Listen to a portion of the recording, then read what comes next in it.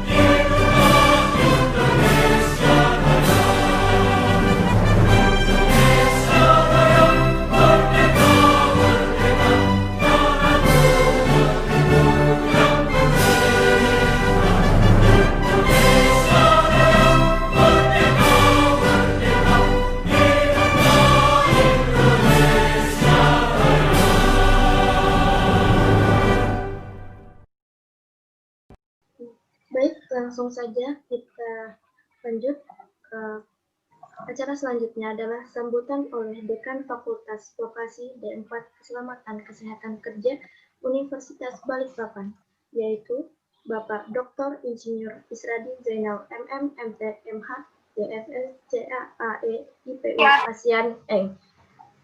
Bapak Isradi, kami persilahkan. Bismillahirrahmanirrahim. Assalamualaikum warahmatullahi wabarakatuh. Pertama-tama puji syukur kehadirat Allah Subhanahu wa taala kita panjatkan oleh karena di pagi hari ini kita semua bisa bertemu untuk mengikuti acara webinar kelima yang dilaksanakan oleh Fakultas Vokasi D4K3 Universitas Balikpapan bekerjasama dengan PT Insurin. Nah, pada hari ini kita luar biasa kita kedatangan pembicara atau narasumber yang juga dosen dari Fakultas Vokasi K3 yang merupakan praktisi kedokteran juga, didampingi oleh seorang moderator cantik yang hebat, Ibu Linda Yudiana, yang sekarang hari ini menjabat sebagai wakil dekan juga di K3 UNIBA. Nah, topiknya luar biasa juga sesuai dengan kondisi kekinian, sehat dan bugar dalam menghadapi COVID-19. Dan ini sesuai dengan tema acara sebagai pengabdian masyarakat.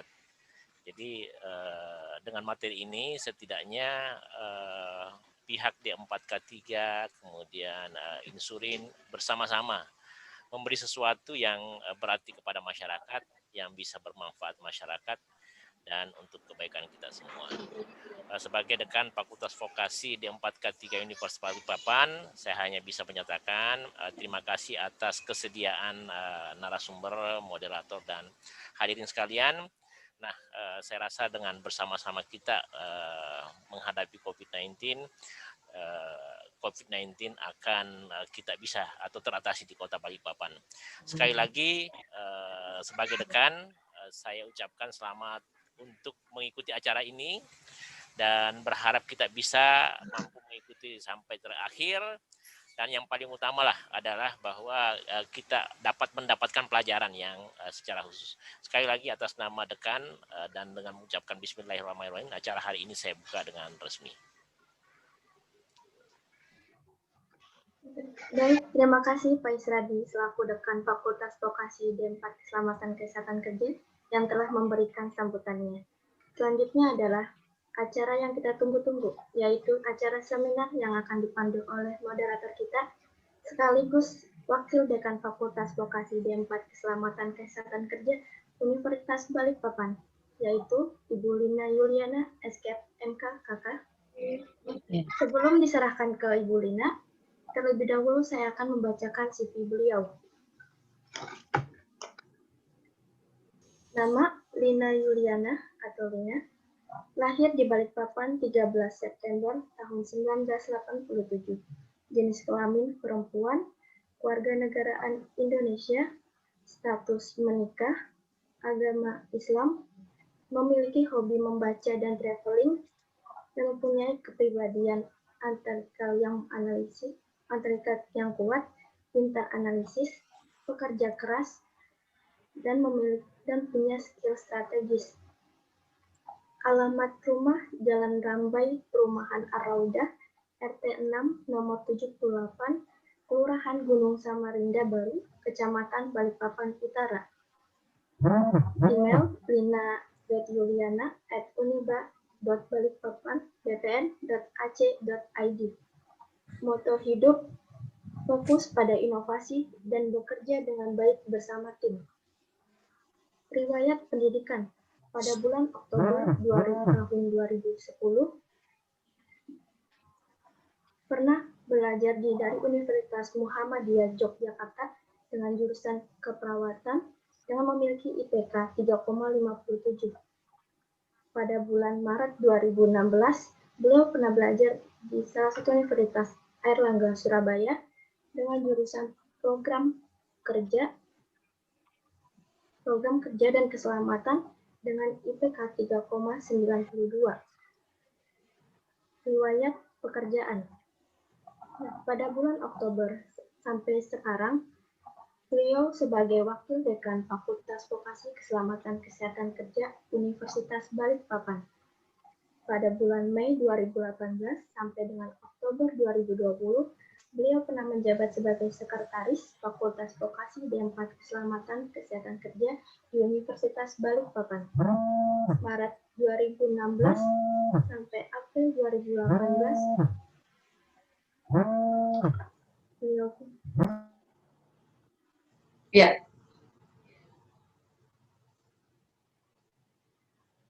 Ya, lanjut.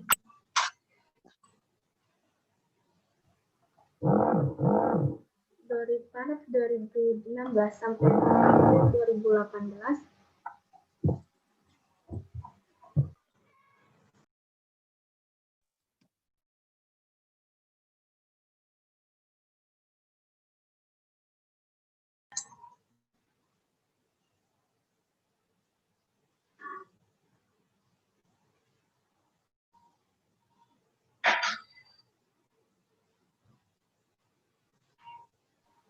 pada bulan Februari 2018 sampai dengan Februari 2015 sampai Maret 2015, beliau pernah bekerja di salah satu rumah sakit umum Haji Surabaya. Dan pada bulan September 2012 sampai dengan Oktober 2013, beliau pernah bekerja sebagai safety officer di PT Riverboat Indonesia Surabaya. Ya, itu tadi dari CV dari Ibu Lina. Langsung saja saya serahkan ke moderator kita, yaitu Ibu Lina. Kami persilahkan. Baik, terima kasih kepada Mbak MC. Ya, Bismillahirrahmanirrahim. Langsung saja saya buka. Sebelumnya kita ucapkan puji syukur kehadirat Allah Subhanahu wa Ta'ala karena memberikan kita kesehatan sehingga kita bisa berkumpul. Kemudian saya ingin menyambut sebagai Bapak Dekan kita yang baru, Bapak Dr. Isradi Zainal sudah hadir di tengah-tengah kita saat ini. Kemudian yang kedua kepada Ibu Andi Suraya, SKM MKes, selaku Kepala LPPM yang baru juga dilantik beberapa hari yang lalu. Kemudian yang tidak kalah pentingnya adalah pemateri kita, yaitu Bapak Dr. Arif, siapa namanya? Bapak Ma'rifatul Mubin, ya, spesialis kedokteran okupasi. Dan juga terima kasih kepada hadirin yang sudah join, yang sudah ikut bergabung di dalam webinar series kelima kita kali ini dalam rangka sebagai pengabdian, langkah pengabdian kepada masyarakat yang merupakan salah satu dari Tridharma perguruan tinggi. Baik, mungkin sebelumnya saya perkenalkan dulu CV dari pemateri kita kali ini. Bisa di share screen? Bisa bantu di share screen dari sana?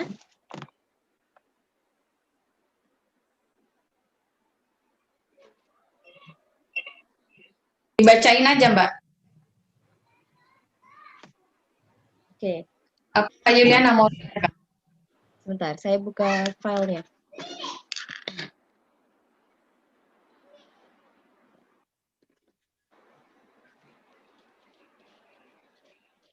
Oke. Baik, saya akan bacakan identitas dari pemateri kita, yaitu nama Ma'rifatul Mubin, tempat tanggal lahir di Balikpapan, tanggal 24 Desember 1987, agama Islam, jenis kelamin laki-laki, yang beralamat di Jalan Gunung Lompo, Batang, di Bontang. Kemudian email ma'rifatul@udiba.bpn@ac.id, dengan riwayat pendidikan, yaitu lulusan dari SMA Yayasan Pupuk Kaltim Bontang, lulus pada tahun 2006. Ini kita sama ya, sepertinya Dr. Arif ya, sama kita satu angkatan. Kemudian beliau melanjutkan ke Fakultas Universitas Lambung Mangkurat untuk belajar sebagai dokter umum. Kemudian yang ketiga adalah PPDS Kedokteran Okupasi di Universitas Indonesia. Mungkin ini tahun berapa Pak Dr. Arif untuk PPDS kedokterannya? Bisa dibantu Pak Dr. Arif? 2015. Oke, 2015 sampai 2017 ya Pak Arif? 19. Oh, 2019. Oke, kemudian riwayat pekerjaan, beliau pernah bekerja di Batu Licin Occupational Health Center, kemudian Rumah Sakit PT Badak NJL Bontang, kemudian juga pernah bekerja di Kaltim Medika Utama, kemudian juga bekerja di Rumah Sakit Islam Bontang, Rumah Sakit Amalia Bontang, Rumah Sakit Krakatau Steel Cilegon, kemudian juga pernah bekerja di Laboratorium Prodia Occupational Health Institute, kemudian di ENI Indonesia, dan yang terakhir di Klinik Satelit Universitas Indonesia. Oke, mungkin itu dari riwayat hidup identitas dari Bapak Ma'rifatul Mubin. Mungkin kita langsung saja untuk menyingkat waktu karena ini mengingat hari Jumat ya, untuk hadirin sekalian.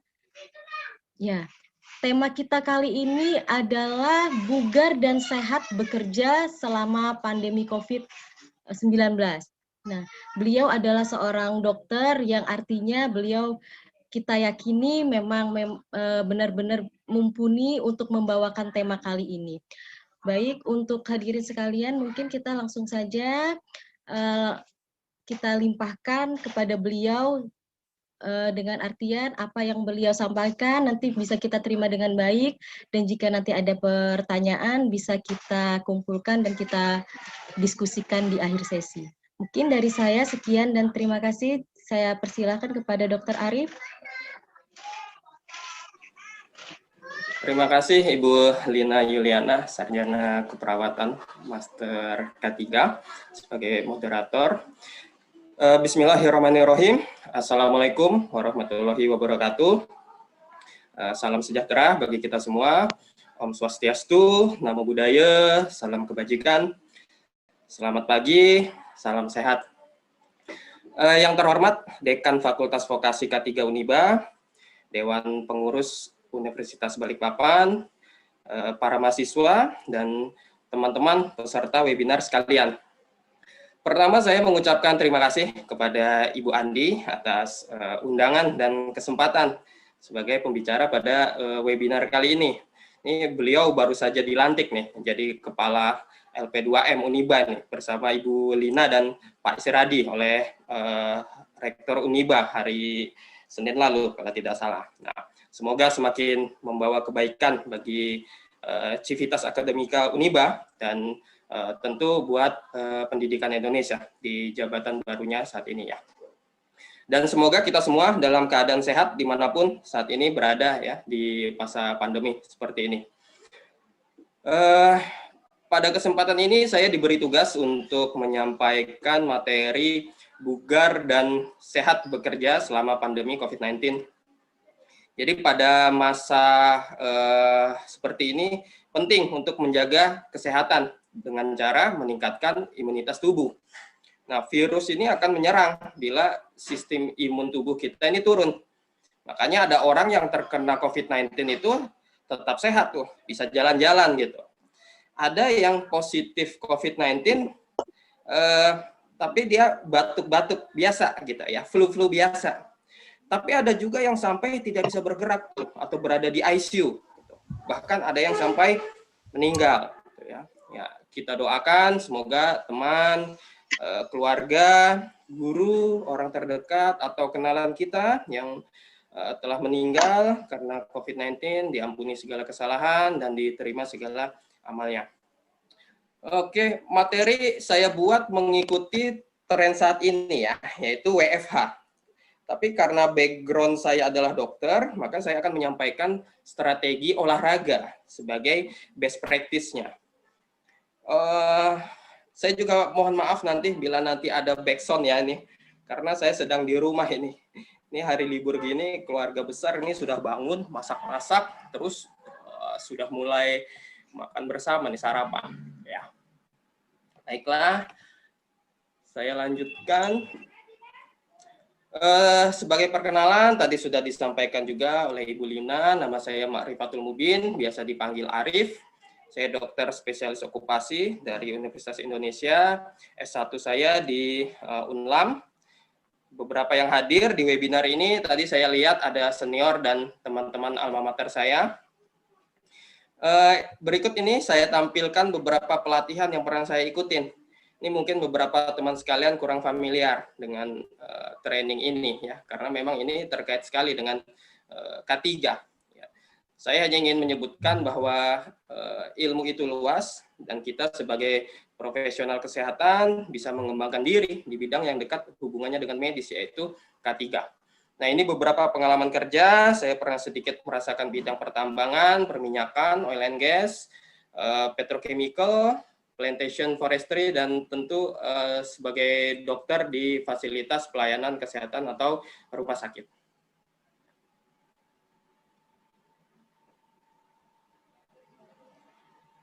Baiklah, sejak diumumkannya kasus COVID-19 ini, yang pertama itu di Indonesia tanggal 2 Maret.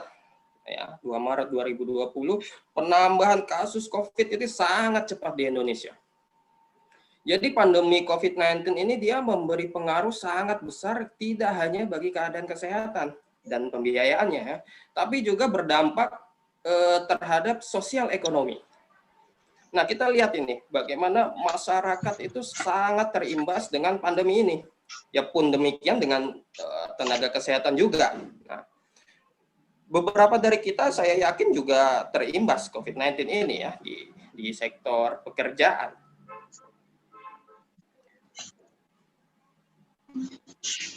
Nah,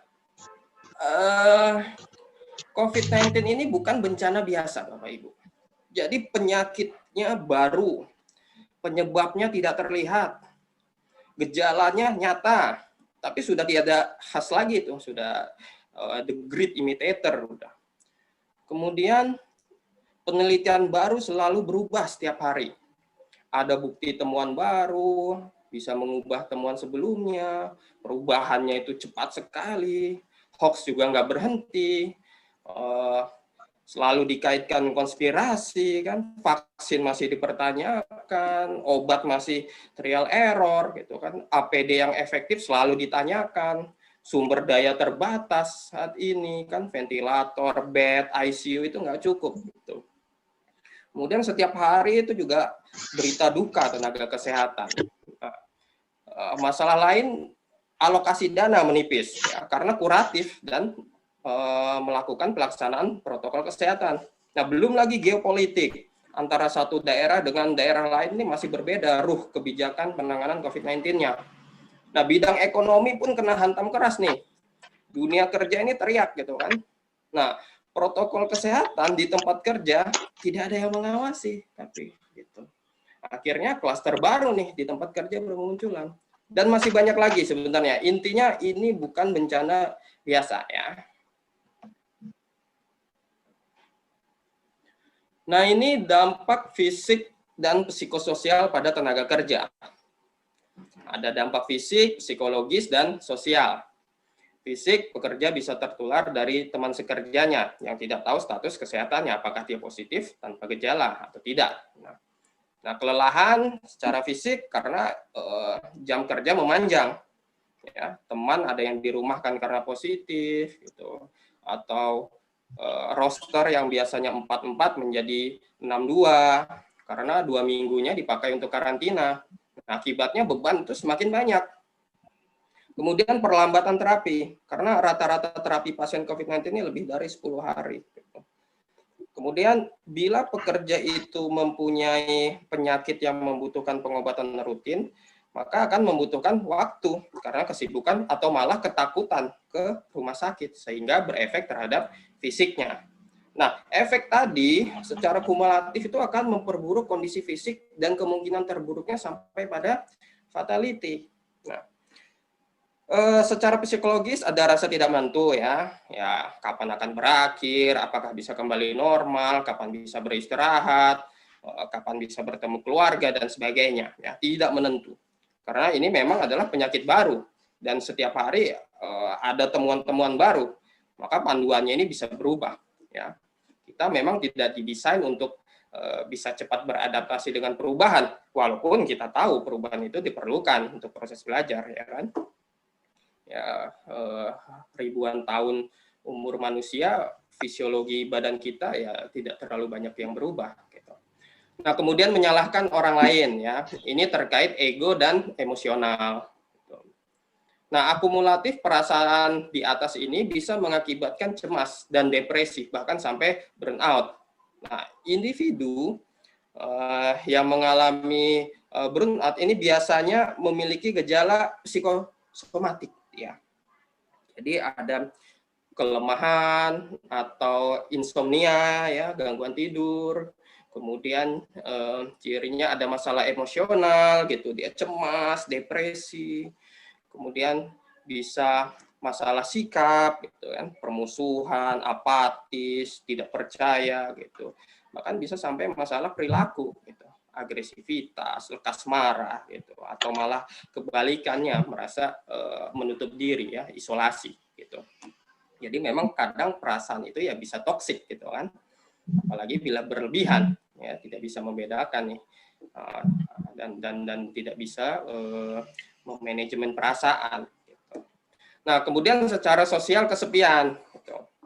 Karena kesibukan atau mau bertanya sesuatu tapi tidak ada tempat yang bisa bersandar nih, gitu kan, sama-sama nggak tahu, gitu. Malah dapatnya hoax gitu dan dipercaya. Gitu. Ya, mau curhat tapi orang lain juga sibuk nih, tidak ada yang bisa atau tidak ada waktu mendengar gitu. Akhirnya ngomongnya sama diri sendiri. Nah, ini menyalahi kodrat sebagai makhluk sosial dan ini berat gitu. Kemudian terbatas akses ya. Ya, saya tidak tahu kalau di tempat kita ya di Balikpapan. Ya. Jadi kalau Jakarta atau di Jawa gitu kan akses ke hiburan itu tidak ada, mau belanja dibatasi, transportasi dibatasi, mau jalan keluar dirazia gitu kan, ya bekerjanya dari rumah gitu, atau work from home gitu. Nah, si WFH ini ada efek sampingnya karena rumah itu memang tidak didesain untuk bekerja. Gitu. Kemudian khawatir penularan ya, jadi keluar dikit aja takut gitu kan, buang sampah ke depan langsung mandi, ada tamu disuruh tunggu di luar gitu kan, ngomongnya pakai pembatas, suami atau istri dari luar rumah kemudian masuk ke rumah, batuk dikit disangka infeksius gitu ya, pokoknya khawatir penularan ya. Kemudian ibadah terasa ada yang kurang gitu. Yang terbiasa ke masjid ada perasaan kurang kalau tidak ke masjid, yang biasa ibadah di gereja sekarang harus pelayanan ibadah minggunya secara online dan ibadah lainnya ya, sehingga ada perasaan hubungan dengan Tuhan itu seakan-akan berkurang gitu ya. Kemudian berpengaruh kepada gap teknologi sosial ya. Ini yang biasa ramai bersekolah sekarang harus PJJ, diskusinya harus melalui WA, ini tentu menyulitkan. Gitu. Sekarang apa-apa serba digital, ya, buku, koran, majalah, gitu. Mau belanja, pembayaran, gitu kan, dan masih banyak lagi gitu. Kalau generasi baby boomers atau generasi X ini ya akan mengalami kesulitan gitu kan. Tapi kalau generasi Y, generasi Z itu ya akan mudah menyesuaikan, tapi kadang tidak sabar untuk mengajarkan. Nah, ini gap.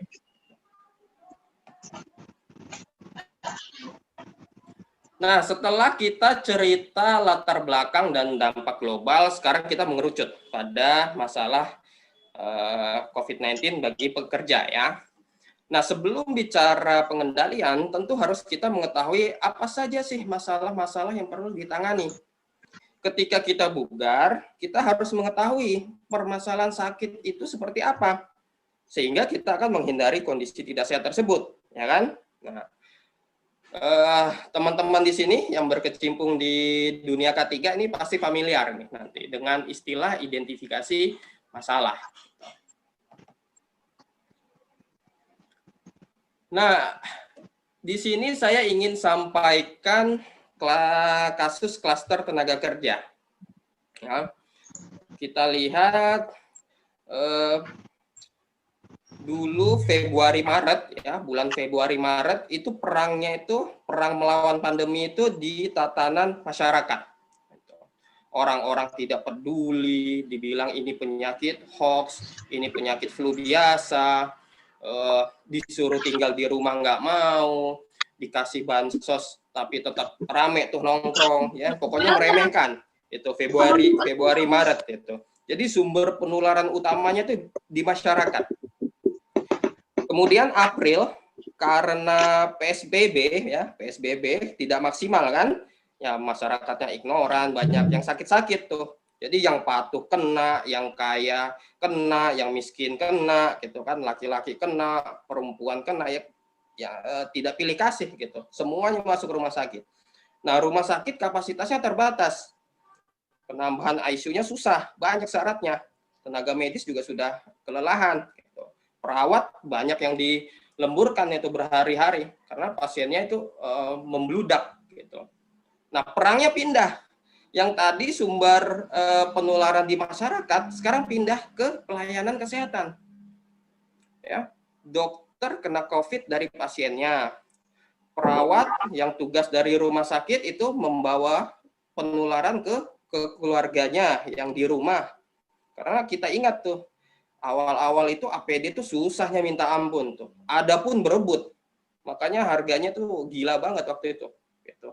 Kemudian juga ditambah pasien yang batuk-batuk, dia masuk ke rumah sakit, dia nggak mau ngaku tuh kalau habis bepergian dari zona merah. Jadi dikumpulkan di bangsal yang non-COVID. Setelah dilakukan pemeriksaan COVID-19 ternyata positif. Ya, satu bangsal tertular semua tuh.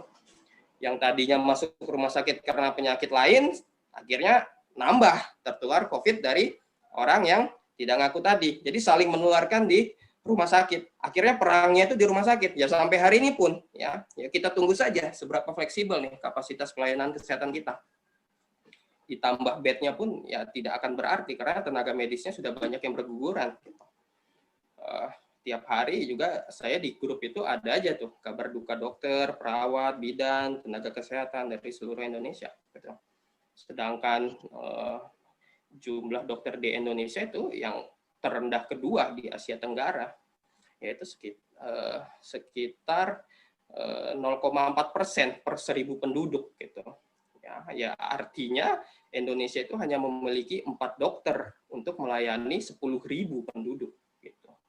Bahkan rasio dokter spesialis itu juga lebih rendah, 0,13% itu per 1.000 penduduk. Jadi mudah-mudahan tenaga medis, para medis, tenaga kesehatan ini selalu diberi kekuatan menghadapi pandemi.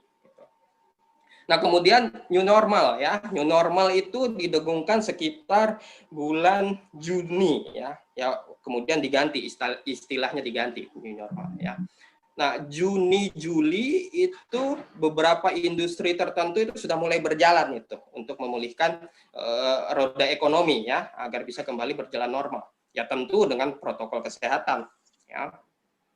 Tapi ternyata meminta pekerja cuci tangan pakai sabun sebelum bekerja, menggunakan masker di kantor, menjaga jarak dengan teman, screening kesehatan mandiri itu sulit gitu. Masih banyak yang melanggar ya. Jadi akhirnya perangnya itu pindah lagi nih ke tempat kerja sekarang gitu. Dari masyarakat, fasilitas kesehatan, sekarang perangnya pindah ke tempat kerja. Dan ini hasilnya nih. Ini data klaster di DKI Jakarta. Ya tentu di seluruh Indonesia juga demikian sebenarnya ya. Nah, kenapa sih sulit sekali meminta pekerja melaksanakan protokol kesehatan? Ya. Kenapa tempat kerja sekarang itu menjadi sumber penularan? Ya kemungkinan penyebabnya ini Bapak Ibu sekalian. Dari rumah atau mes ke tempat kerja menggunakan transportasi, ya ada kesulitan itu menjaga jarak, ya, sering menyentuh permukaan yang terinfeksi, ya kan. Kemudian etika batuk tidak dipatuhi sehingga virus dapat menular di transportasi. Kemudian di kantor menyentuh benda terinfeksi ya, dari pegangan pintu, tombol lift, handrail ya, toilet flush, sensi finger fin ya. Kemudian kualitas udara yang tidak baik ya, ventilasi buruk, pekerja over capacity, adanya karpetnya ini sumber infeksi gitu. Kemudian AC gitu kan, cuma muterin udara di dalam ruangan. Dan ini sebab yang paling dominan nih, mereka teman saya. Gitu. Jadi banyak anggapan mereka kan teman kerja saya nih, sehingga aman nih untuk berdekatan dan berbicara tanpa menggunakan masker. Gitu. Atau saya nih kan kenal nih sama sahabat saya, jadi ini aman nih kalau saya dekat-dekat. Atau bisa juga saya ini kan muda gitu, muda dan sehat, jadi aman nih mengunjungi orang lain gitu. Saya kan niatnya silaturahmi nih, pasti imunitas saya nih tinggi dan macam-macam alasan lain. Gitu. Padahal ini penyakit nggak suka pilih-pilih, gitu. Jeleknya virus itu gitu. Kalau jamur masih bisa pilih-pilih dia. Yang kena itu biasanya orang yang hygiene-nya itu kurang. Ya tidak pernah itu saya temukan di perminyakan itu, yang datang ke klinik karena panuan, gitu kan. Itu karena walaupun kerjanya panas-panas, coverall-nya itu aman gitu, dia menyerap keringat sehingga tidak lembab. Gitu. Penyakit parasit itu juga pilih-pilih dia tuh, kayak cacingan tuh kan, itu di perkebunan tuh sering saya temukan tuh pekerja yang datang ke klinik perusahaan dengan keluhan gatal dia di tangan gitu ya, ternyata ada cacing gitu ya. Nggak pernah itu saya temukan itu di rumah sakit atau perawat atau tenaga medis gitu ngeluh cacingan gitu, karena memang mereka tidak terpapar dengan tanah. Kalau di industri perkebunan jelas kan ya, nursery pembibitan itu mereka kerjanya dengan tanah gitu ya. Tapi kalau virus ini benar-benar tidak pandang bulu dia itu. Tua kah, muda kah, kaya kah, miskin kah, pejabat kah, bawahan kah, presiden Amerika kah, mahasiswa Uniba kah gitu kan, laki-laki kah, perempuan kah, semua itu dia bisa kena gitu ya. Nah, jadi bagaimana dong gitu?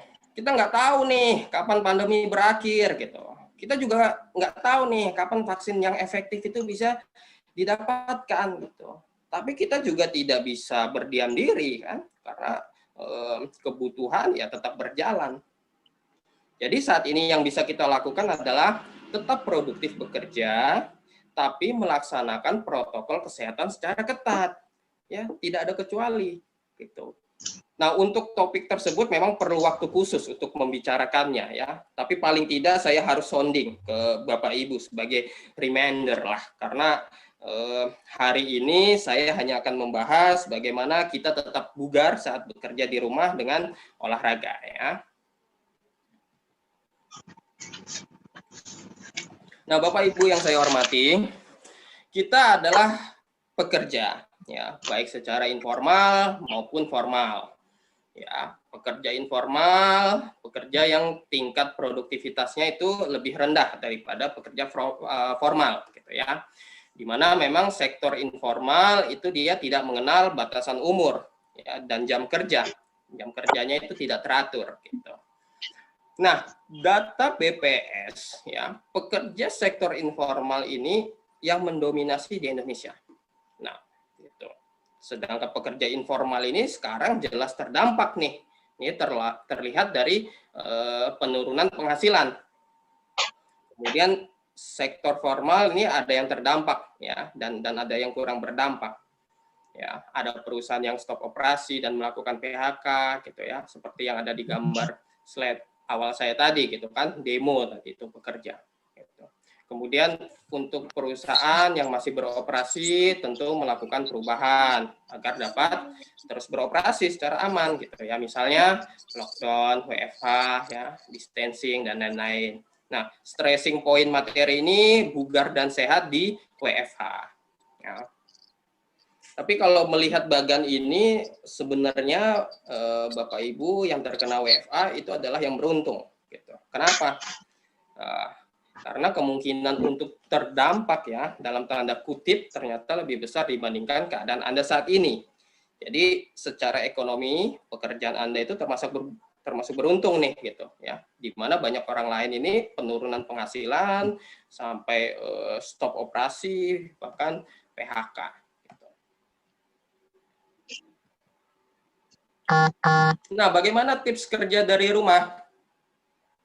Ya, pertama tetap bangun pagi dan dapatkan sinar matahari, ya. Ya, meskipun tidak harus berangkat kerja, ya. Nah, waktu yang tepat itu sebelum jam 10 pagi, ya. Sekitar 15 menit saja, ya. Tidak usah terlalu lama, ya, gosong nanti.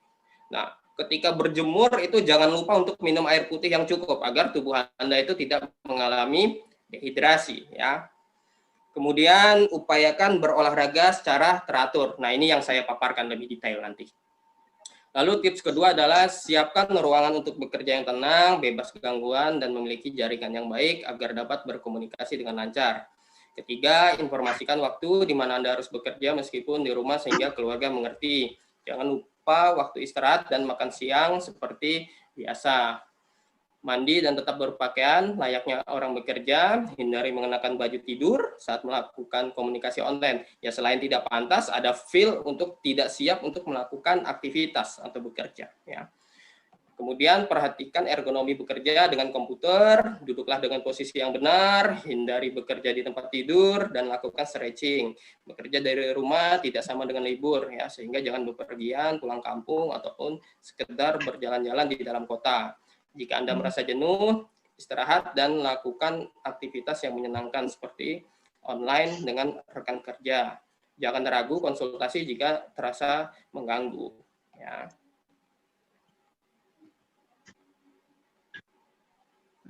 Nah, kita masuk ke topik olahraga pada pekerja di masa pandemi.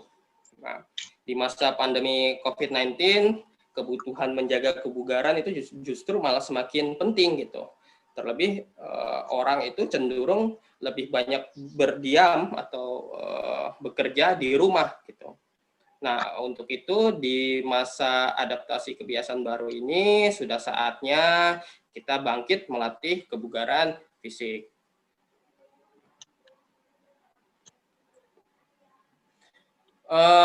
Menurut Direktorat Pencegahan dan Pengendalian Penyakit Tidak Menular Kementerian Kesehatan. Sehat adalah keadaan sehat secara fisik, mental, spiritual, maupun sosial yang memungkinkan setiap orang untuk hidup produktif secara sosial dan ekonomis. Dan bugar adalah kemampuan tubuh untuk melakukan kegiatan sehari-hari dengan penuh energi dan setelah menyelesaikan kegiatan tersebut masih memiliki semangat dan tenaga cadangan untuk menikmati waktu senggang dan siap untuk melakukan kegiatan lain yang mendadak atau tidak terduga, ya. Itu stressing pointnya.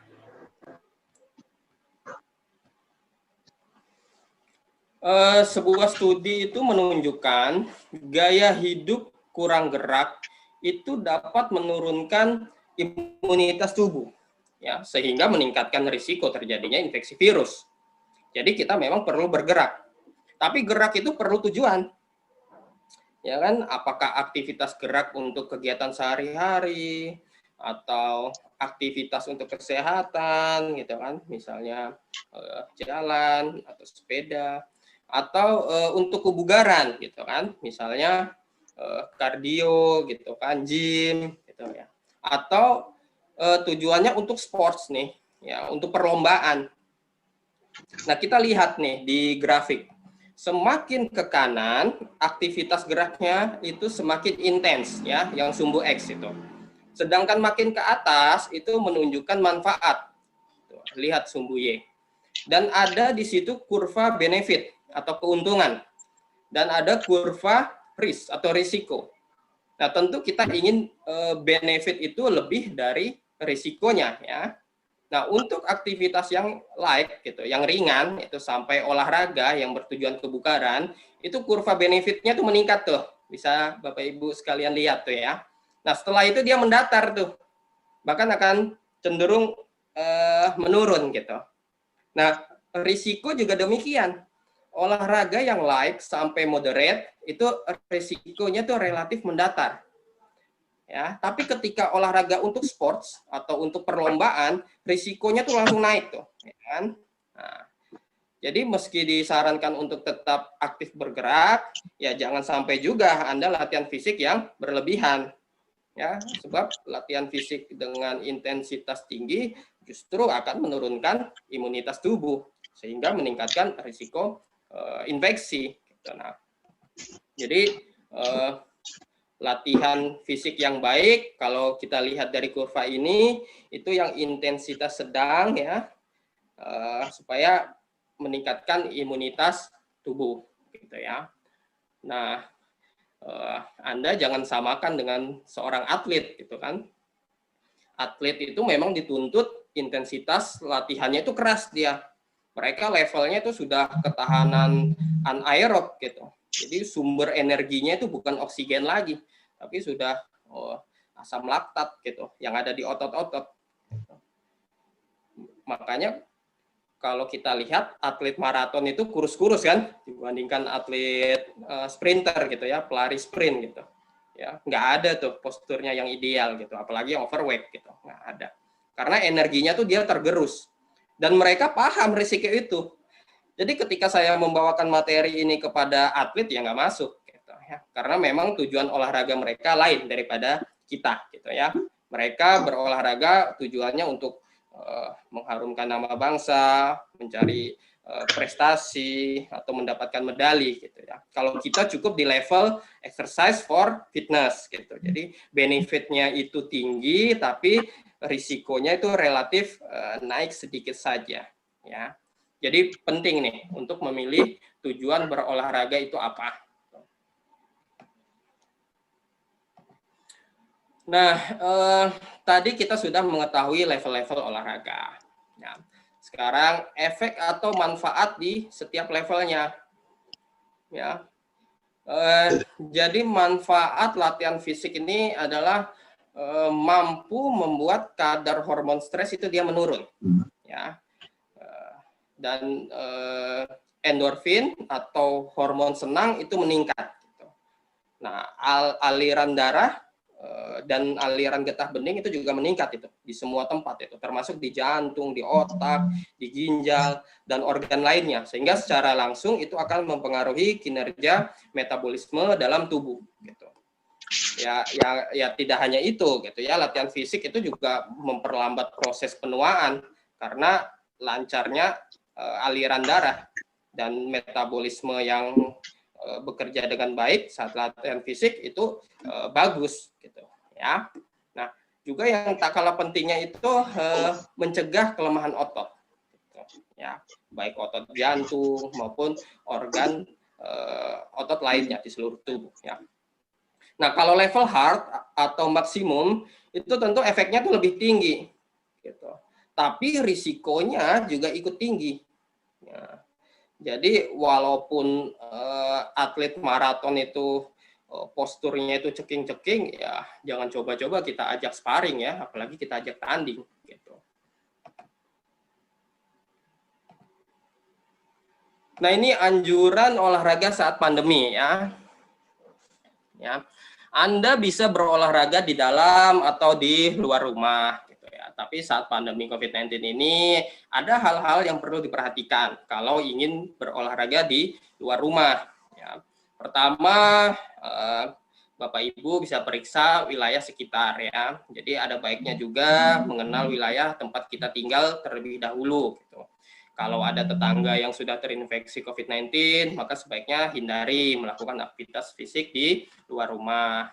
Nah, sebagai gantinya, lakukan olahraga di dalam rumah saja. Ya. Ketika olahraga di rumah, itu kita bisa melakukannya tuh di halaman rumah ya, selama masih di dalam pagar, jadi bukan keluar kompleks gitu. Kemudian tubuh dalam kondisi sehat ya. Kalau tubuh dalam keadaan fit dan bugar, ya boleh-boleh saja melakukan olahraga di luar rumah dengan menggunakan masker gitu ya. Tapi kalau kondisi sedang tidak fit, ya sebaiknya tunda dulu. Karena saat tubuh dalam kondisi kurang sehat, daya tahan tubuh sedang menurun, ini akan membuat rentan terserang penyakit gitu ya. Nah, kemudian yang perlu jadi perhatian juga adalah physical distancing. Gitu. Nah, jadi hal terpenting yang wajib dilakukan saat berolahraga di luar rumah adalah menerapkan physical distancing tuh, atau menjaga jarak dengan orang lain. Ya, setidaknya beri jarak 1,5 sampai 2 meter. Gitu. Kemudian kita juga harus hindari tuh menyentuh benda-benda di sekitar. Jadi selama berolahraga itu jangan menyentuh benda apapun. Ya, seperti fasilitas olahraga itu biasanya kan disediakan itu kan ada alat gitu kan, atau di taman-taman di tengah kota gitu kan ada tuh gitu. Nah, di situasi seperti sekarang ini ya sebaiknya lakukan olahraga itu tanpa bersentuhan dengan benda-benda sekitar, dan setelah kembali ke rumah segera cuci baju dan segera mandi gitu. Kemudian jangan juga overtraining nih. Gitu. Penting untuk mengenali tubuh sendiri, jangan sampai terlalu memaksakan aktivitas olahraga. Ya. Cukup berolahraga itu dengan intensitas sedang, ya maksimal itu 60 menit, gitu. Dan lakukan sebanyak 3 sampai 5 kali seminggu. Gitu. Nah, selain berolahraga, sebaiknya juga kita menerapkan gaya hidup sehat, ya, seperti mengkonsumsi makanan bergizi, tidur selama 7-8 jam, dan cukupi kebutuhan cairan tubuh. Ya. Nah, saya akan memberikan contoh-contoh gerakan yang bisa Anda lakukan di rumah selama WFH. Yang pertama aerobik nih. Nah, latihan ini dilakukan dengan intensitas yang lebih lambat dibandingkan latihan anaerobik gitu ya. Misalnya ya seperti jogging atau bersepeda santai. Tapi karena masa pandemi maka sebaiknya diganti dengan treadmill gitu ya, atau sepeda statis gitu. Nah, aerobik ini juga efektif membakar lemak dan membuat tubuh itu berkeringat. Ya. Dan enaknya lagi, ini bisa dilakukan di rumah, sehingga mengurangi risiko terjangkit COVID-19. Nah, kalau tidak ada alat treadmill, ya nggak usah khawatir, gitu ya. Bisa lompat tali atau skipping, itu bisa menjadi alternatif. Gitu. Nah, kemudian melatih otot-otot perut. Ya, wah, masa pandemi seperti ini kan sudah pasti kurang gerak nih. Ya, sering duduk, ya, dapur dekat, gitu kan, kulkas dekat, gitu. Tukang jualan tuh lewat tuh depan rumah, gitu. Akhirnya perut ini longgar, gitu. Nah di sini yang paling familiar itu kita biasanya taunya sit up, gitu kan? Sit up untuk melatih otot perut ini. Jadi kan Anda mudah nih karena cukup tidur terlentang di lantai dengan alas matras, kemudian tekuk kaki hingga lutut meruncing ke atas, ke langit-langit, ya, letakkan telapak tangan belakang kepala, kemudian angkat tubuh hingga dada ini menyentuh paha, gitu kan. Ulangi selama 10 kali dalam satu sesi latihan. Anda bisa juga meningkatkan kuantitas kalau sudah terbiasa sit up. Gitu. Nah, saya ingin memperkenalkan cara melatih otot-otot perut selain sit up, ya, yaitu Russian twist. Gitu. Russian twist ini dia melakukan gerakan memutar pada perut dan akan beban, ya. Tapi kalau tidak ada bola, ya Anda juga bisa memanfaatkan benda lainnya seperti buku yang berat, gitu, ya, bisa diganti.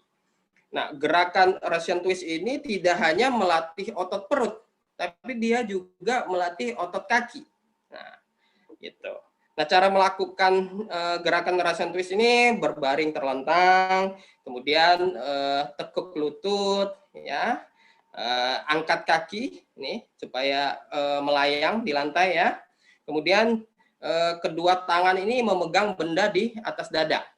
Nah, gunakan perut untuk mengangkat tubuh hingga membentuk sudut 45 derajat lah dari lantai. Nah, kemudian putar tubuh ke sisi kanan secara perlahan, ya. Nah, jaga supaya lengan ini tetap lurus dan terangkat. Ya, kemudian tahan beberapa detik, kemudian kembalikan putaran, gitu ya, ulang dari sisi kiri. Gitu. Nah, lakukan gerakan ini tuh hingga 20 kali pengulangan. Nah, ini low pulley rise, ya. Jadi seperti namanya, seperti menaruh barang di tumpukan atas, ya, kemudian menaruh ke bawah. Ya, kalau ini jadi harus ada beban nih, gitu. Ya. Nah, cara melakukan gerakan ini berdiri tegak, ya, memegang benda, tapi jangan lebih dari 5 kg untuk awal. Lalu angkat si benda tadi ke arah kanan, ya, dengan kaki yang terbuka, ya, seperti gambar. Ya. Kemudian rasakan tarikan di lengan, bahu, punggung sampai paha, ya. Jadi seperti ingin menaruh barang yang letaknya itu sangat tinggi, gitu. Nah, kalau tidak ada tarikan otot di lengan sampai paha, maka itu belum benar, gitu ya. Jadi dia harus ada nyeri malah, ya. Kalau ada nyeri itu benar, kalau tidak ada nyeri malah salah, gitu. Ya. Tahan beberapa detik, kemudian arahkan benda ke bawah ke sisi kiri, tapi punggung tetap tegak, ya. Nah, ini seperti fase istirahat sebelum mengangkat beban atau benda lagi, gitu ya. Nah, tahan beberapa detik, kemudian kembalikan putaran, ya. 3 set, 10 repetisi, ulang di sisi kiri, kayak gitu, ya. Nah, kalau kita lihat di sini itu kan ada gerakan berlawanan arah, ya. Ada atas bawah, ada kanan kiri, gitu ya. Seperti Russian twist juga, tapi dia nggak ada atas bawah. Nah, ini tuh dimaksudkan untuk melatih kedua belahan otak kita, ya. Jadi istilahnya itu brain gym. Ya. Jadi tidak hanya otot kita saja yang olahraga, tapi otak kita itu juga dilatih. Makanya olahraga yang sifatnya kontralateral itu dia mengurangi gejala demensia, ya, atau gejala lupa, yang suka-suka lupa, gitu. Nah, ini gerakan side to side, ya. Ya, ini juga gerakan ringan nih, bisa dilakukan di rumah, gitu. Cuma dia harus menggunakan resisten band, gitu ya, pada pergelangan kaki. Nah, side to side ini dia seperti sit up, tapi kekuatan ayunannya itu berasal dari kaki, ya. Sehingga ini lebih sering digunakan untuk wanita. Selain mengecilkan otot perut, dia juga mengecilkan otot paha. Dan ini sama nih, seperti low pulley rise, ya. Jadi ada gerakan kontralateral, kanan, kiri, atau kiri, kanan. Nah, ini bentuknya itu seperti sit up, tapi dimodifikasi, ya, sehingga banyak otot juga yang terlibat. Dan ini brain gym juga nih. Nah, kemudian back up, ya. Ini untuk melatih otot yang menyangga tulang belakang kita, nih. Dari otot spinalis sampai otot gluteal dan hamstring nih di bawah, gitu ya. Kondisi saat ini memang banyak sekali nih mengharuskan kita menunduk, ya, membaca, menggunakan komputer yang tidak ergonomis, mengetik HP, gitu, duduk terlalu lama, gitu, sehingga bisa mengakibatkan usia masih muda tapi berjalan bungkuk, gitu. Dan ini kadang tidak kita sadari, gitu ya. Nah, untuk melawan posisi menunduk, gitu, back up ini latihannya, ya. Kalau di gym itu ada alatnya khusus tuh, jadi ada penyangga kaki, kemudian posisinya itu dia lebih tinggi tuh dari permukaan tanah. Ya, tapi kita bisa melakukannya ini tanpa alat khusus, gitu. Yang penting prinsipnya sama, yaitu tidur, tengkurap lurus, ya, tangan, kemudian angkat kepala, leher, punggung, pinggang, gitu, perlahan ke belakang, ya. Kemudian rasakan tuh ada tarikan di bagian otot punggung, ya.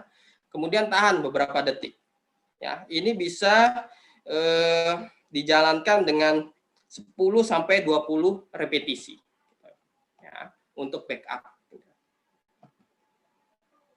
Nah, ini untuk bapak atau ibu yang mempunyai bayi nih. Jadi bisa juga nih mengikut sertakan bayinya nih untuk berolahraga, ya. Misalnya dengan bench press, ya.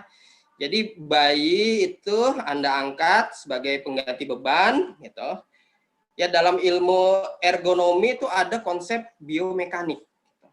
Nah, biomekanika itu ilmu yang menjelaskan tentang aspek mekanika dari gerakan tubuh manusia. Jadi semakin besar beban yang diterima, ya, yang diberikan pada lengan, maka gaya otot bisepsnya itu juga akan semakin besar.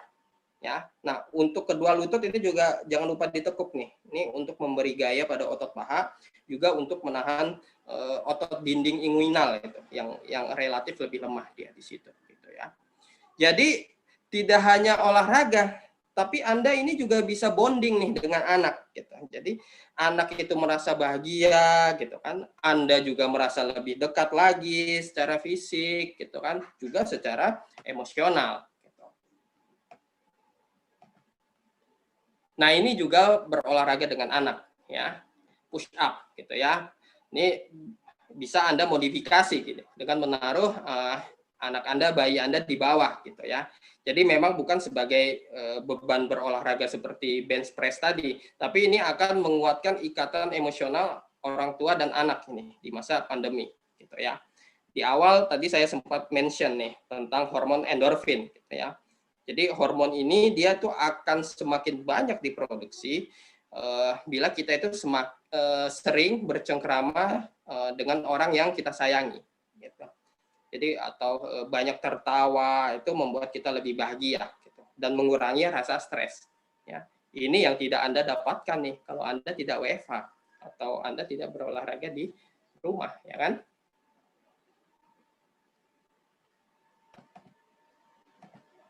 Nah, demikian yang bisa saya sampaikan untuk materi bugar dan sehat bekerja selama pandemi COVID-19.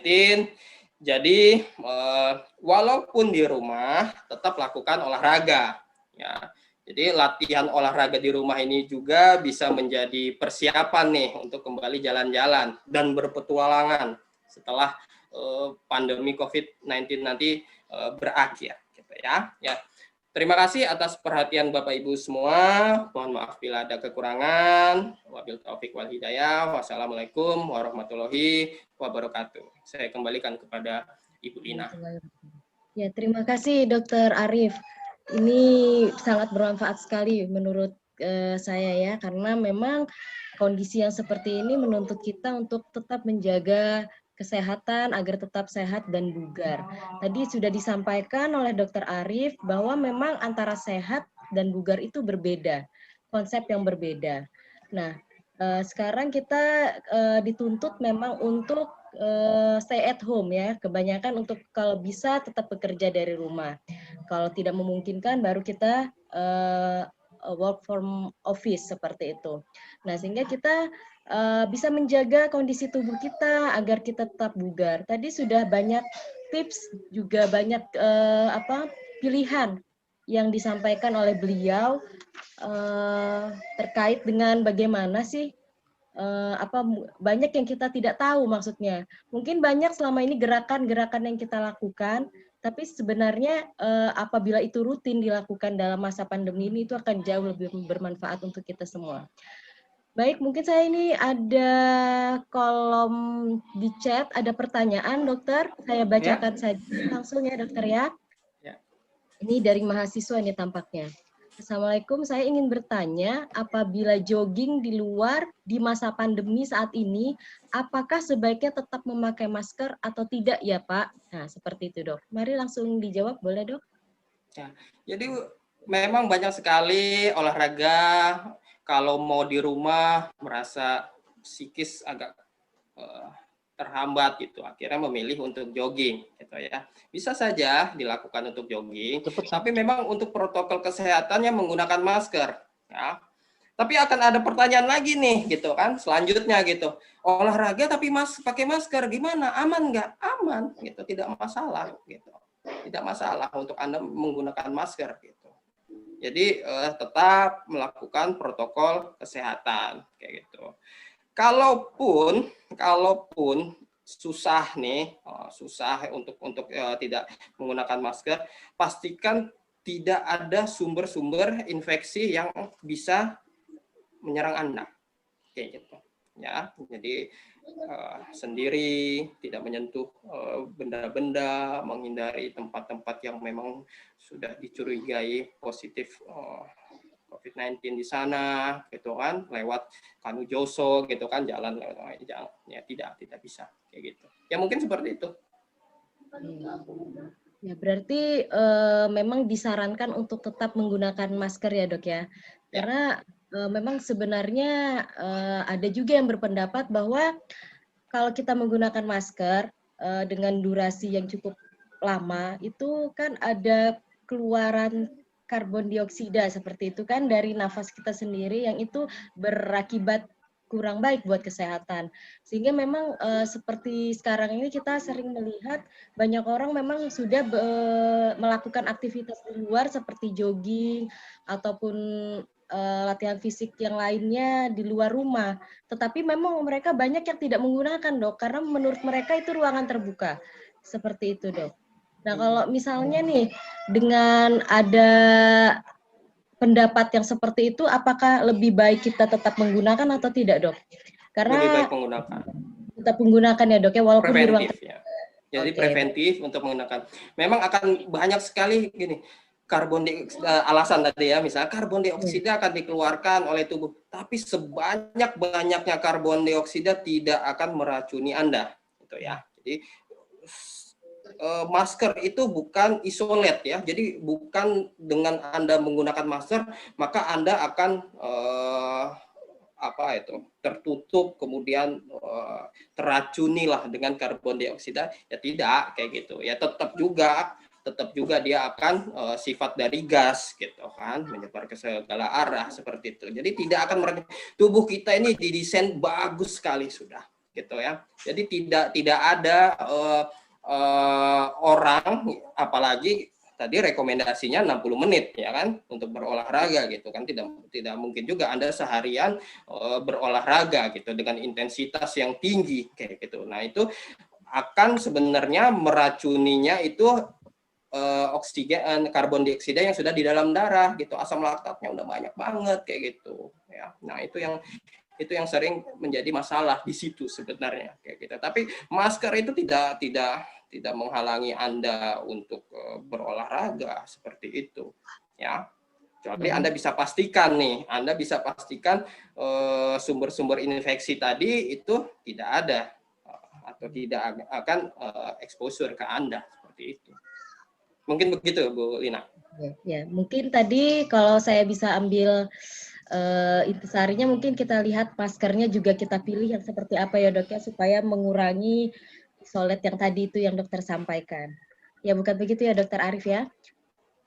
Ya, kemudian ada pertanyaan lagi Dok terkait dengan ini. Ingin bertanya apakah bisa seseorang yang terinfeksi virus corona untuk kedua kali? Oh, maksudnya ini dia sudah pernah terpapar Dok, sudah pernah terinfeksi. Kemudian apakah masih memungkinkan dia untuk terinfeksi lagi seperti itu Dok? Baik, ya ini pertanyaan medis nih, udah ya gitu. Jadi mayoritas pendapat yang saat ini adalah reinfeksi itu masih kita abu-abu lah, daerah masih abu-abu kayak gitu ya. Yang ada, yang pendapat saat ini mayoritas adalah namanya viral shedding. Jadi yang pertama tadi itu panjang gitu.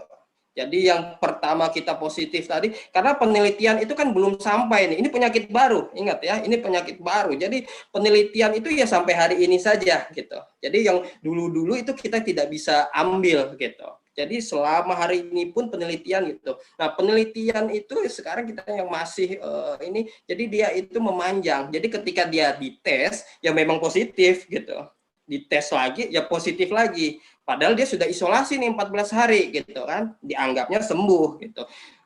Berapa bulan gitu dicek lagi, positif lagi. Kita mikirnya wah ini yang ini positif lagi gitu.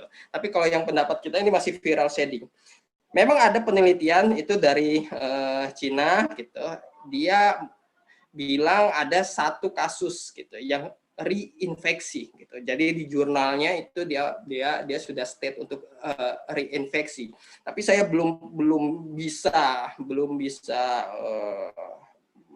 mendeskripsikan atau menetapkan kayak gitu ya, karena memang penelitiannya juga harus terus gitu ya, berlanjut gitu. Tidak mudah kita menentukan ini ya, ini tidak, kemudian kita harus ini harus itu gitu. Itu perlu pembuktian lagi. Mungkin seperti itu Bu Lina. Ya, baik Dok, terima kasih. Mungkin saya beri kesempatan kepada hadirin yang mungkin mau menanyakan secara langsung terlebih dahulu. Boleh bertanya langsung? Adakah? Sebelum saya lanjutkan ke kolom chat kembali, ada yang mau bertanya secara langsung? Ini biasanya wanita nih yang untuk olahraga nih. Ayo. Oke. Itu Bu Dewi Fatma bisa disilakan mungkin untuk bicara sendiri. Dewi Fatma. Bu Dewi Fatma yang tadi menulis di kolom chat bisa langsung disampaikan. Dewi Fatma masih ada?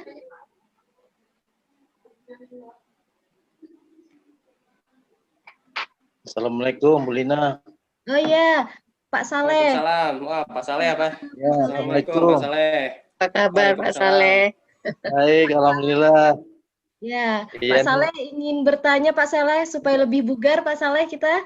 Ya, alhamdulillah saya sudah bugar. Oh iya. Alhamdulillah. Nah, supaya lebih bugar lagi Pak Saleh. Iya, baik. Terima kasih, ini materinya bagus sekali ya, pas dengan kondisi saat ini. Saya mau tanya tapi agak nyimpang sedikit nih. Ya, ini pertanyaan saya gini. Saya punya ibu ya, kemudian enggak mungkin kalau olahraga keluar ya. Keluar pun pakai kursi roda. Nah, supaya tetap bugar itu apa sih yang harus dilakukan? Umurnya sekitar 83 gitu, 87. Oh, sudah lansia ya Pak ya? Berarti tetap bugar gitu di suasana COVID, karena kalau mau bawa jalan ke mall juga repot kan? Iya, Biar nggak di rumah terus gitu ya. Ini gimana solusinya?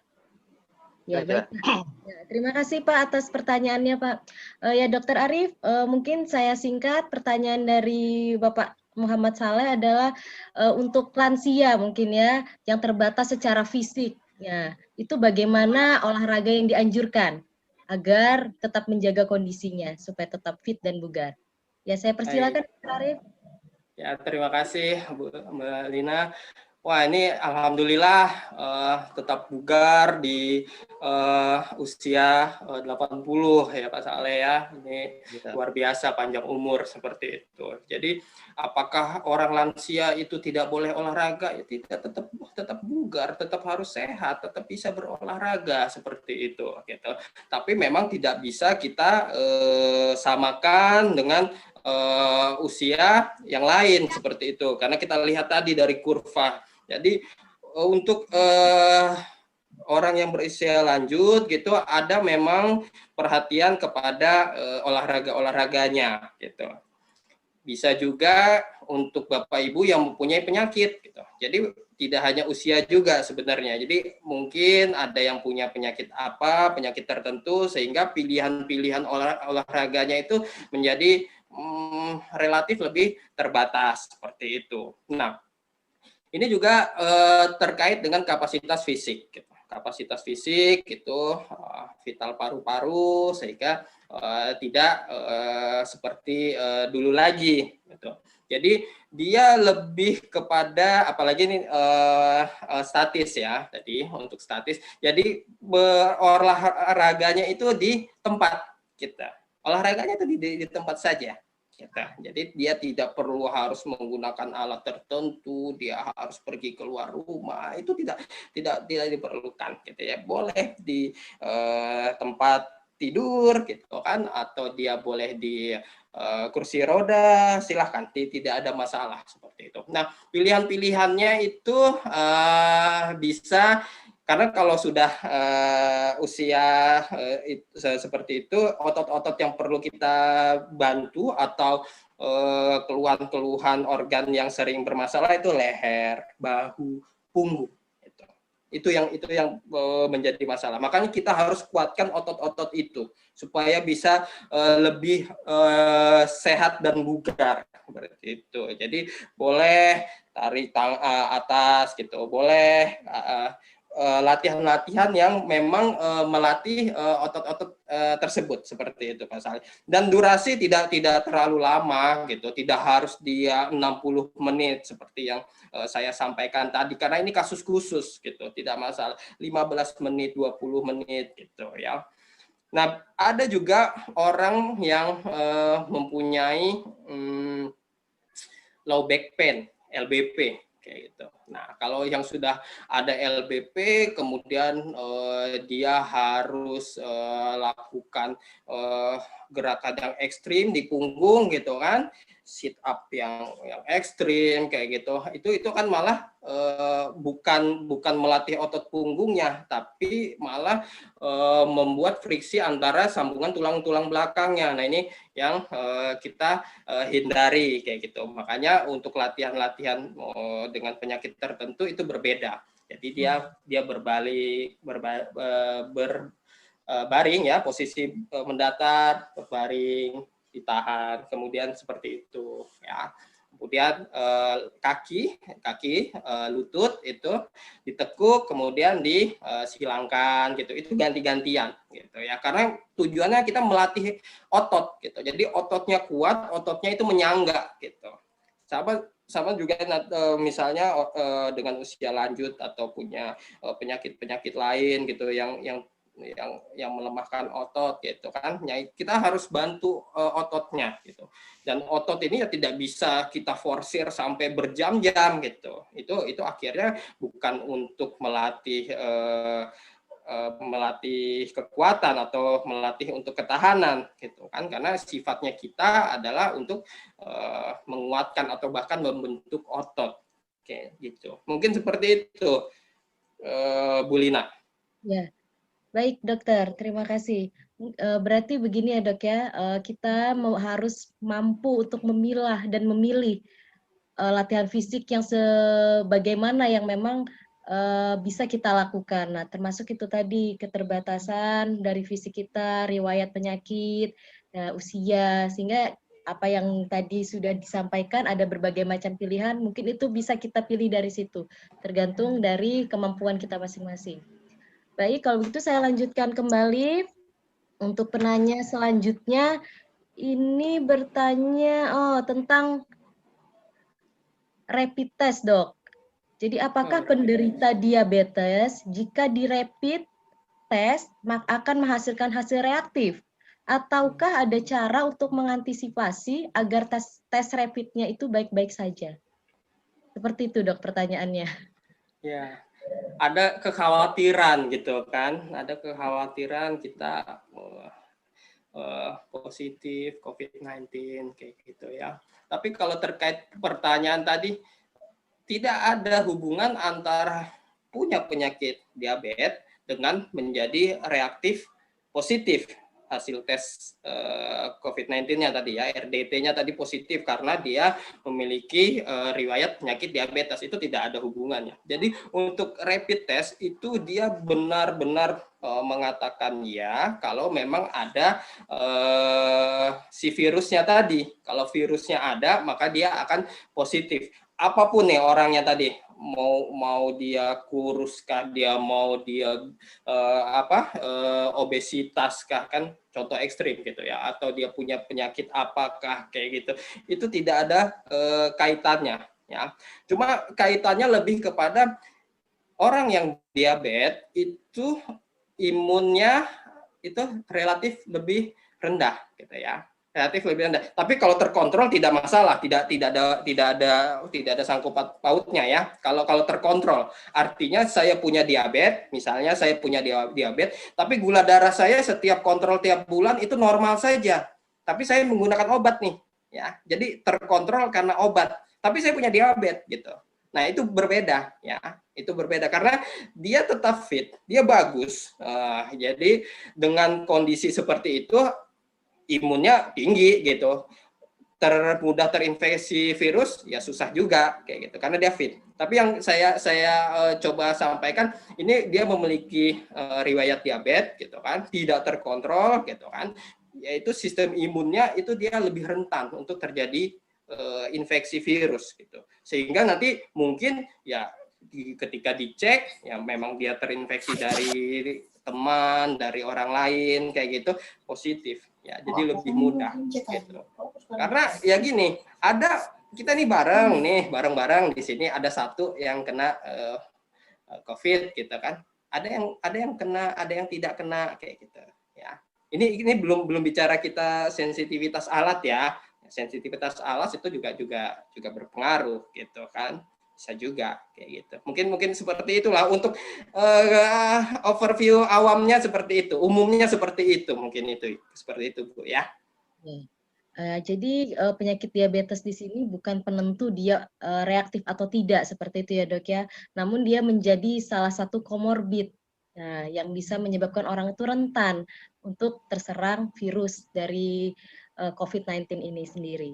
Kemudian pertanyaan selanjutnya, ini mau ditanyakan secara langsung atau bagaimana Mbak Meisya Karisma?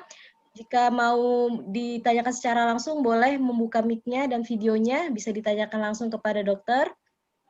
Jika tidak, akan saya bacakan. Meisya?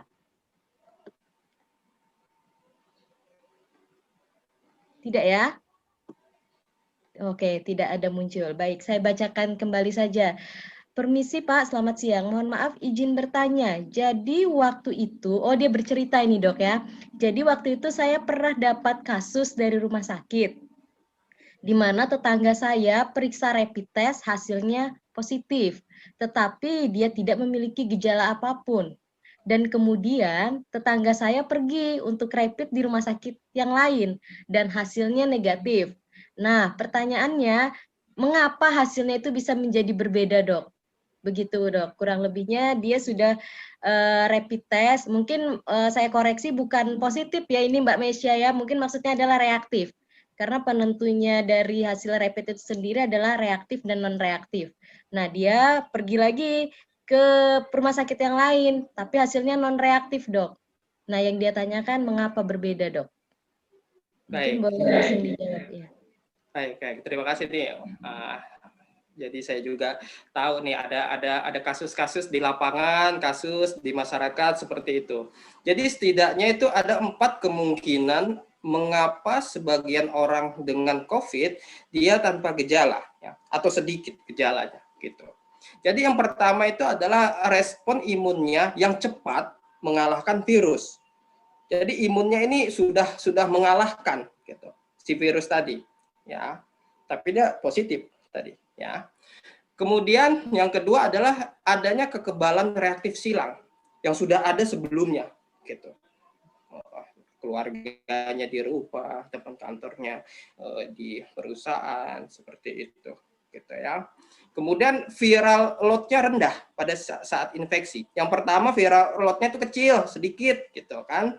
Sehingga berbeda nih ketika nanti yang lain, gitu kan, lagi ya kalau sekarang dibandingkan dulu kan lebih berbahaya sekarang kan, dibandingkan yang awal-awal kayak gitu. Tentu viral load-nya itu semakin besar gitu yang saat ini, sehingga bisa saja terjadi. Tapi ini dipengaruhi oleh alat. Ingat ya. Jadi kita ini benar-benar bergantung pada alat. Dibilang gejalanya demam pun ya banyak sekali penyakit yang demam, ya. Malaria ya demam, demam berdarah ya demam, gitu kan. Nggak ada duit, tanggal tua juga demam, ya kan, gitu. Jadi sudah tidak bisa lagi kita bilang ini dari gejala, gitu. Tetap harus dari alat. Nah, makanya ketika kita bergantung pada alat, ini yang bicara sensitivitas tadi, yang sempat saya singgung, ya. Kalaupun tidak seperti itu, harus diulang lagi, gitu. Jadi harus diulang lagi. Kalau alat tadi dia memeriksa antibodi, itu kan, antibodi itu kita kena hari ini, kena COVID hari ini, ya tidak hari ini antibodi itu terbentuk, gitu ya, tidak, gitu. Di tes hari ini pun ya negatif, gitu kan. Padahal kena nih hari ini, gitu. Saya datang dari rumah sakit, gitu kan, ya kena, gitu kan, positif, gitu. Tapi di alat itu sudah negatif. Kenapa? Antibodinya belum terbentuk. Tapi nanti seminggu setelah tadi positif yang pertama ke rumah sakit tadi, main-main jalan, gitu kan, positif tuh di situ, kayak gitu. Nah, antibodinya terbentuk di situ, baru itu positif. Makanya untuk menghindari itu ada range waktu, dia harus diulang, gitu. Kemungkinan tadi dia negatif kemudian dia positif bisa itu yang bisa saja terjadi seperti itu. Tidak karena antibodi tadi. Ya, antibodi kita baru terbentuk, gitu. Mungkin itu Bu Lina jawaban Bu Michelle tadi. Ya, baik, terima kasih, Dok. Mungkin ada lagi dari hadirin yang mau bertanya? Bu, saya ingin bertanya, Bu. Ya, boleh. Silakan perkenalkan diri dulu. Silakan. Perkenalkan, nama saya Dior Soares dari Himpunan Mahasiswa Program Studi K3 semester 3 kelas B1. Jadi begini Pak, kita kan sama-sama tahu nih masalah olahraga mengenai meningkatkan kebugaran Pak. Ya, jadi kan yang dominan kita itu kan ada juga Pak, misalnya dominan melakukan olahraga futsal atau basket Pak. Nah, pertanyaan saya, apakah futsal itu kan dari segi protokol kesehatan sendiri Pak tidak mematuhi Pak, menurut saya. Nah, jadi pertanyaannya, apakah olahraga yang berhubungan tentang physical distancing, jaga jarak itu dianjurkan atau tidak Pak? Itu pertanyaan pertama. Yang kedua, jika futsal itu dianjurkan atau basket yang mengenai physical distancing, menurut saya itu hanya formalitas di gerbang saya, di gerbang saja Pak. Maksudnya kita memang nih Pak, kita ke lapangan dicek suhu, masker, tapi kita boleh masuk ke dalam Pak. Kalau misalnya kita tidak bermasker, kita tidak boleh masuk. Nah, ketika sampai di lapangan, saya belum pernah melihat Pak ada dari orang yang bermain itu memakai masker Pak. Mohon pencerahannya Pak. Terima kasih. Ya, terima kasih sudah bertanya. Mungkin pertanyaannya adalah itu Dok, olahraga seperti yang sering digandrungi oleh Iya, mahasiswa kita iya, ya. futsal. Futsal, basket, yang memang awalnya masuk gerbang tempat nih mereka sudah cek suhu, pakai sanitizer, terus itu pakai masker, tapi ketika bermain sudah hilang itu semua. Nggak bisa menjaga jarak, masker kadang pakai kadang enggak. Nah, itu seperti apa jadinya, Dok, solusinya, Dok? Iya, iya. Jadi seperti ini gitu. Yang kita takutkan sebenarnya adalah sumber kena kita, gitu kan. Nah, sumber ini siapa? Sumber ini bisa manusia, hostnya manusia, bisa juga benda-benda gitu kan. Ada droplet di sana gitu, ada bekas orang bersin di sana gitu. Itu yang kita takutkan gitu kan. Tapi kalau futsal enggak ada maksudnya kontak kan. Futsal, basket itu kan olahraga kontak kayak gitu ya. Jadi memang harus ada jarak gitu. Itu akan meningkatkan risiko tadi tertular gitu. Jadi sebaiknya yang kita takutkan tadi kan kontaknya itu. Jadi sebaiknya pilih-pilih olahraga yang tidak ada lebih banyak kontak kayak gitu. Futsal buat apa sih juga gitu, mau cari apa futsal? Larinya, ayo kita jogging kayak gitu, diganti kayak gitu. Oke, futsal pengen melatih otot paha gitu, hamstring misalnya kayak gitu. Ada kok latihan-latihan untuk melatih otot hamstring gitu yang tanpa harus kita futsal gitu. Bisa kita ganti. Karena memang sekarang ini kondisinya beda ya, ini perlu diingat. Jadi kita tidak mungkin menyamakan saat ini dengan yang dulu lagi. Kayak gitu. Jadi memang perlu proses adaptasi nih buat kita. Dulu boleh futsal, sekarang kenapa nggak boleh futsal? Nanti dulu gitu. Tapi prinsip tadi kita futsal sudah ada gantinya gitu ya. Mungkin sosial sih, terkait sosial ya. Kalau ini nggak enak gitu ya, nggak ketemu teman gitu ya. Karena makanya juga tadi saya di slide itu saya sampaikan bahaya-bahaya psikologis kayak gitu. Karena ada rasa-rasa itu yang mungkin Bapak Ibu nanti bisa manage itu. Sehat itu juga tidak terkait fisik saja ya. Jadi sehat itu juga terkait psikis, mental ada di situ. Nah, itu memang bab lagi gitu untuk membicarakan itu. Tapi paling tidak tadi saya sudah sampaikan juga minta bantuan kalau misalnya terkait psikis tadi gitu ya. Kalau ada misalnya kita ada masalah atau kita aduh nggak enak atau saya sampai sudah gangguan tidur, aduh saya sampai kepikiran kayak gitu, minta bantuan ya gitu ya. Bisa ke fasilitas kesehatan gitu ya, bisa ada juga kementerian pemerintah membuat ada hotline itu bisa digunakan untuk itu kayak itu terkait psikis. Karena biasanya kalau sekarang futsal nggak futsal yang biasanya sebelum pandemi futsal, sekarang nggak futsal, jadi ada yang kurang gitu ya kan. Nah, ya mulailah untuk beradaptasi seperti itu. Gitu. Karena memang kalau latihan itu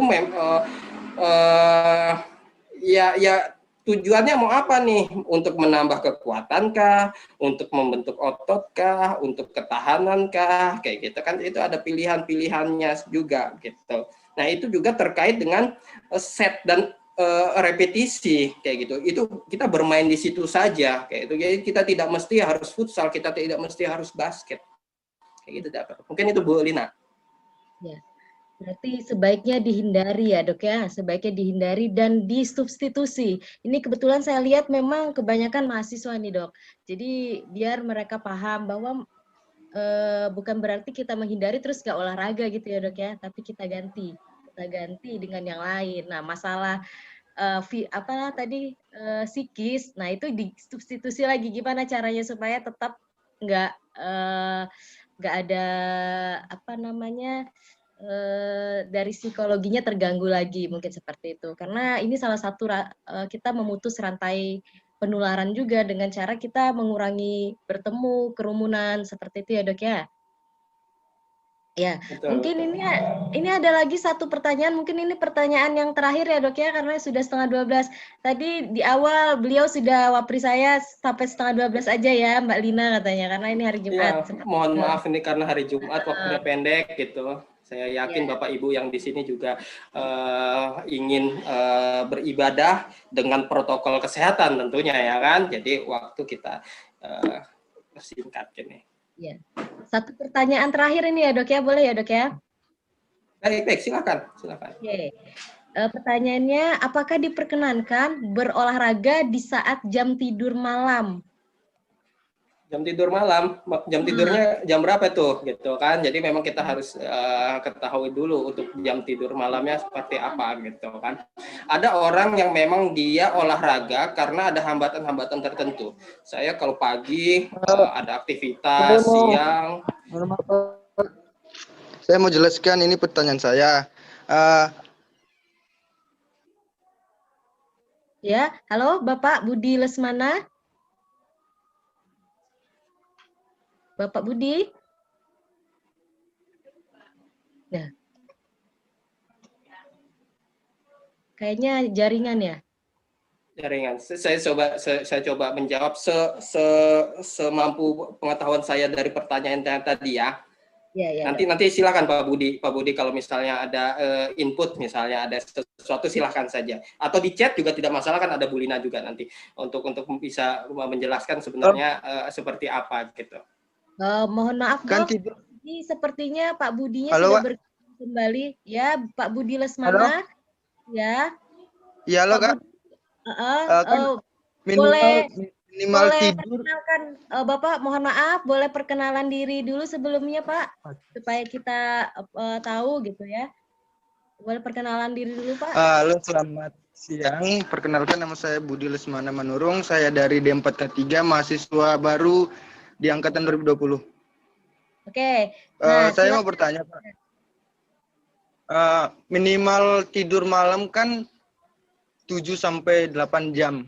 Nah, sedangkan beberapa kita ini tidak sampai jam tidur segitu. Kadang pun 3 sampai 4 jam paling banyak kita tidurnya.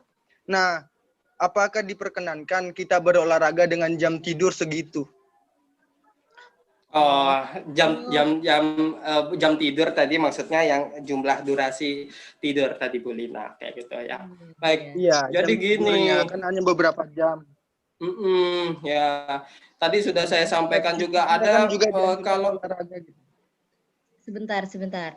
Satu-satu ya, Pak Budi ya. Ini pematerinya mau menjawab, didengarkan dulu. Nanti setelah beliau selesai, kalau memang belum puas, boleh bertanya lagi supaya tidak tumpang tindih. Ya, boleh ya? Budi ya. Baik. Kayaknya sinyal ada delay ini Bu Lina, jadi tertumpuk kayak gitu. Ya, silakan dok ya. Oke, jadi untuk berolahraga tentu kita harus tahu juga nih kondisi kita saat ini bagaimana. Ya, olahraga itu aktivitas yang artinya sama juga dengan kita melakukan sesuatu gitu.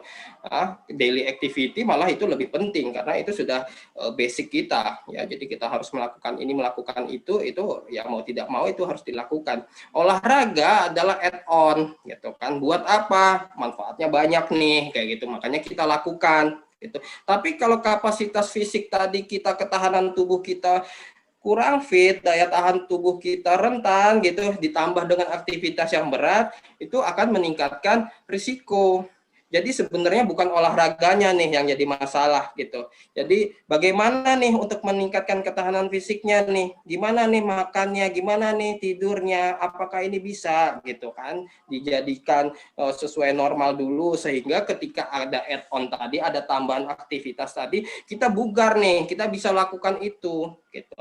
Kalau kita paksakan jelas tidak bagus gitu buat tubuh kita ya gitu ya tidak hanya masalah tidur ya. Jadi tidak hanya masalah tidur cukup, tapi dia aktivitasnya berat gitu kan. Semua pekerjaannya sesuatu yang ekstrim kayak gitu kan, sehingga daya tahan tubuhnya itu bisa turun gitu kan. Ya kita kurangi untuk yang olahraganya gitu, bukan dipaksakan. Karena kita harus melihat fisik juga gitu. Fisik kita bagaimana, enggak siap enggak untuk melakukan itu kayak gitu ya. Jadi bukan olahraganya nih nanti pilihannya gitu. Gimana ini kasusnya? Kenapa nih bisa tidur cuma 3 jam kayak gitu. Ya. Baik dok, bagaimana saudara Budi? Apakah jelas atau masih ada yang ingin ditanyakan? Oh, tidak ada jawaban. Iya. Pada saat ini tujuan kita yang paling penting itu untuk kesehatan tubuh kita. Dan untuk itu kita harus fokus nih pada kesehatan tubuh kita. Seperti itu. Ya, intinya kita harus bisa mengatur ya dok ya, jam tidur ya, seperti itu pola tidur kita seperti apa, termasuk dengan berolahraga.